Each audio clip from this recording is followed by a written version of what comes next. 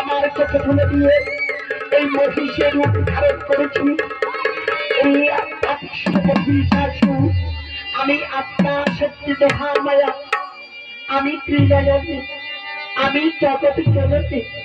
তুই যখন আজ আমার চোখে তুলে দিয়ে মহিষের রূপ ধারণ করেছি, তাই আজ তোর কারণে আজ আমি মহিষকে বললাম হত্যা।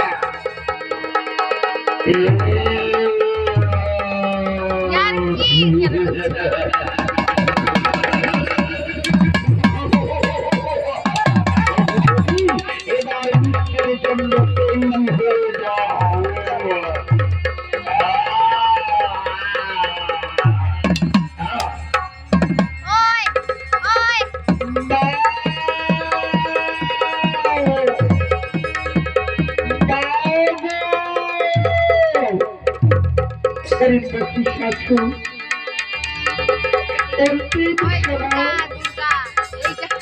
আমার মা বলে বাচ্চা বল কি কর চাস আমার কাছে না। অন্তিম সময় আমাকে বর দাও মা, আমি যেন ধরা খাবে যুগে যুগে ভক্তদের কাছ থেকে পুজো দিতে পারি না। এই ধরা খাবে অসুরের পুজো হয় না বাছা, এই ধরা খাবে দেবতার পুজো হয়। তাই তুই যখন অন্তিম সময় আমাকে মা বলে দেখেছিস, তাই তোকে আশীর্বাদ করছি বাছা। আজ থেকে ধরা খাবে, আজ থেকে পুজো না পেলে আমার সঙ্গে পুষ্পাঞ্জলি পাবি। তাই যেন হয় না আমি বিদায় চলি, আমি চির বিবাহ। আবির্ভূত হয়েছেন না আত্মা শক্তি মহামায়া।